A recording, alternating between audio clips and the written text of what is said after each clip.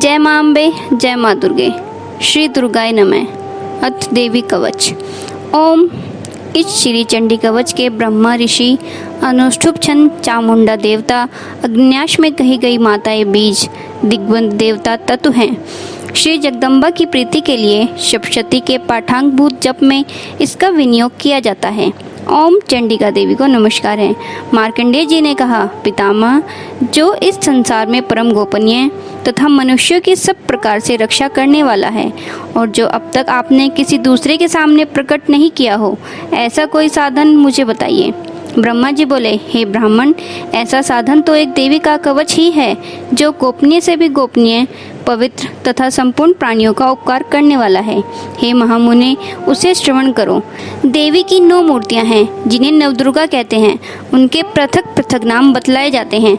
प्रथम नाम शैलपुत्री है, दूसरी मूर्ति का नाम ब्रह्मचारिणी है, तीसरा स्वरूप चंद्रघंटा के नाम से प्रसिद्ध है, चौथी मूर्ति को कुष्मांडा कहते हैं, पांचवी दुर्गा का नाम स्कंद माता है, देवी के छठे रूप को कात्यायनी कहते हैं, सातवां कालरात्रि और आठवां स्वरूप महागौरी के नाम से प्रसिद्ध है, नौवीं दुर्गा का नाम सिद्धिदात्री है।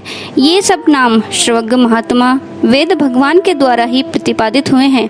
जो मनुष्य अग्नि में जल रहा हो, रणभूमि में शत्रुओं से घिर गया हो, विषम संकट में फंस गया हो तथा इस प्रकार भय से आतुर होकर जो भगवती दुर्गा की शरण में प्राप्त हुए हो, उनका कभी कोई अमंगल नहीं होता। युद्ध के समय संकट में पड़ने पर भी उनके ऊपर कोई विपत्ति नहीं दिखाई देती। उन्हें शोक, दुख और भय की प्राप्ति नहीं होती। जिन्होंने भक्तिपूर्वक देवी का स्मरण किया है, उनका निश्चय ही अभ्युदय होता है। देवेश्वरी, जो तुम्हारा चिंतन करते हैं, उनकी तुम निसंदेह रक्षा करती हो। चामुंडा देवी प्रेत पर आरूढ़ होती है, वाराही भैंसे पर सवारी करती है, इंद्री का वाहन ऐरावत हाथी है, वैष्णवी देवी गरुड़ की पीठ पर विराजमान है, महेश्वरी वृषभ पर आरूढ़ होती हैं, कुमारी का वाहन मयूर है, भगवान विष्णु की प्रियतमा लक्ष्मी देवी कमल के आसन पर विराजमान हैं और हाथों में कमल धारण किए हुए हैं। वृषभ पर आरूढ़ ईश्वरी देवी ने श्वेत रूप धारण कर रखा है। ब्राह्मी देवी हंस पर बैठी हुई है और सब प्रकार के आभूषणों से विभूषित है। इस प्रकार ये सभी माताएं सब प्रकार की योग शक्तियों से संपन्न हैं। इनके सिवा और भी बहुत सी देवियां हैं जो अनेक प्रकार के आभूषणों की शोभा से युक्त तथा नाना प्रकार के रत्नों से सुशोभित हैं। ये संपूर्ण देवियां क्रोध में भरी हुई हैं और भक्तों की रक्षा के लिए रथ पर बैठी हुई दिखाई देती हैं। ये शंख, चक्र, गदा, शक्ति, हल और मुशल, खैटक और तोमर, परशु तथा पाश, कुंद और त्रिशूल एवं उत्तम सारंग, धनुष आदि अस्त्र शस्त्र अपने हाथों में धारण करती हैं।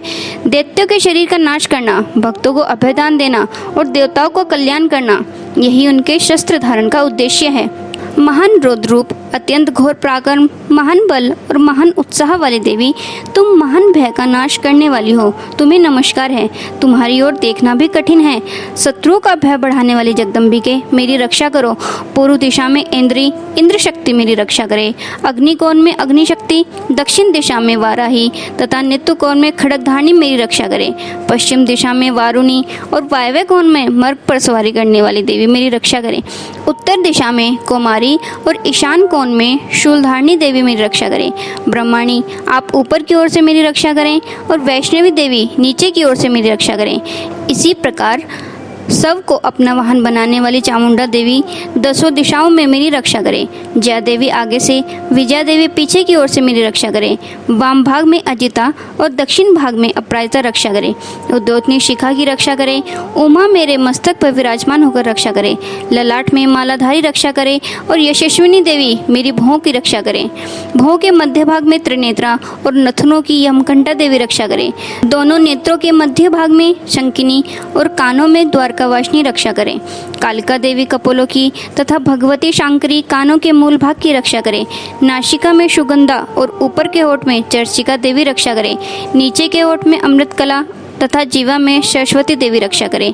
कुमारी दांतों की और चंडिका कंठ प्रदेश की रक्षा करें। चित्र घंटा गले की घंटी की और महामाया तालु में रहकर रक्षा करें।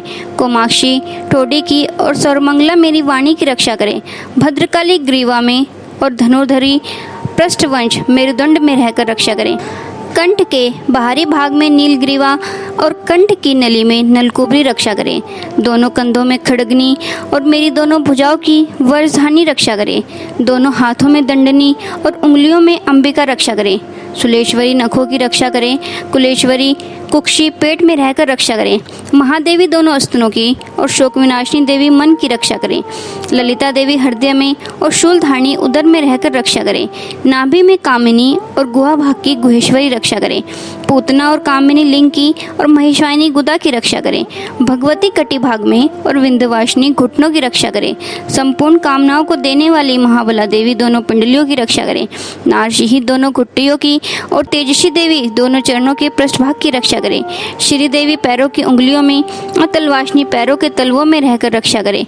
अपनी दाढ़ी के कारण भयंकर दिखाई देने वाली दशकरारी देवी नखों की और उद्दकेशनी देवी केशों की रक्षा करे। रोमावलियों के छिद्रों में कावेरी तो त्वचा की वागेश्वरी देवी रक्षा करे। पार्वती देवी रक्त मज्जा वसा मांस हड्डी और मैद की रक्षा करे। आंतों की कालरात्रि और पित्त की मुक्तेश्वरी रक्षा करे। मूलाधारादि पद्म कोशों में पद्मावती और कफ में चूड़ामणि देवी स्थित होकर रक्षा करे। नख के तेज की ज्वालामुखी रक्षा करे, जिसका किसी भी अस्त्र से भेदन नहीं हो सकता। वह अभेदा देवी शरीर की समस्त संधियों में रहकर रक्षा करे। ब्रह्माणी आप मेरे वीर्य की रक्षा करे।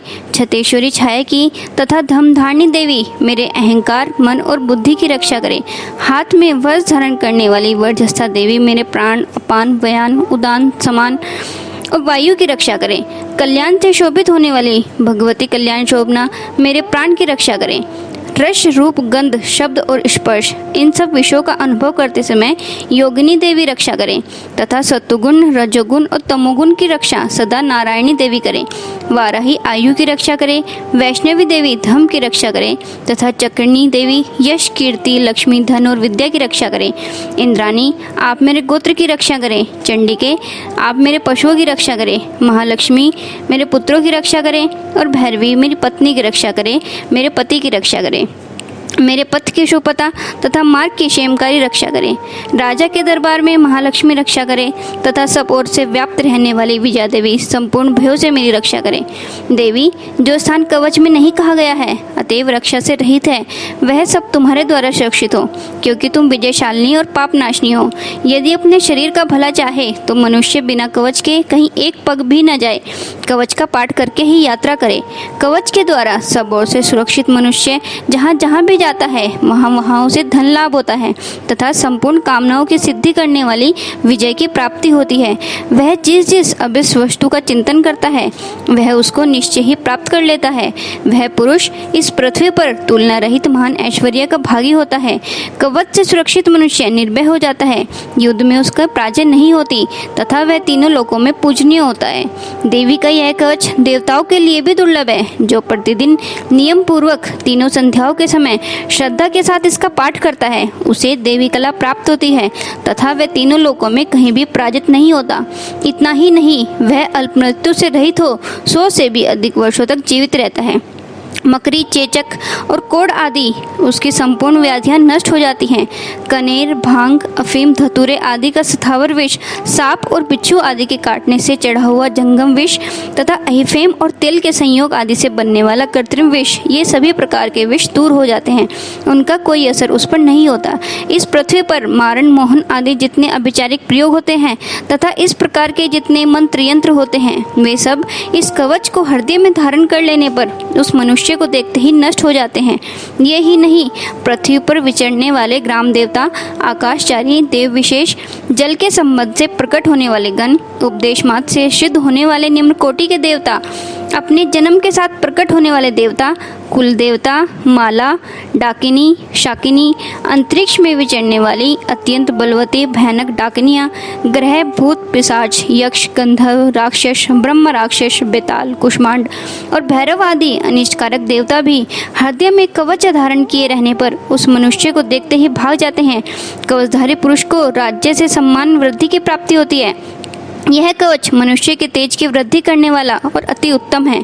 कवच का पाठ करने वाला पुरुष अपनी कीर्ति से विभूषित भूतल पर अपने सूयश के साथ साथ वृद्धि को प्राप्त होता है। जो पहले कवच का पाठ करके उसके बाद सप्तशती चंडी का पाठ करता है, उसकी जब तक वन पर्वत और कानों सहित यह पृथ्वी टिकी रहती है, तब तक यहाँ पुत्र पौत्र आदि संतान परंपरा बनी रहती है। फिर देहांत होने पर भगवती महामाया की कृपा से वह उस नित्य परमपद को प्राप्त होता है जो देवताओं के लिए भी दुर्लभ है। वह सुंदर दिव्य रूप धारण करता और कल्याण में शिव के साथ आनंद का भागी होता है। देवी कवच संपूर्ण। जय मां अम्बे, जय मां दुर्गे।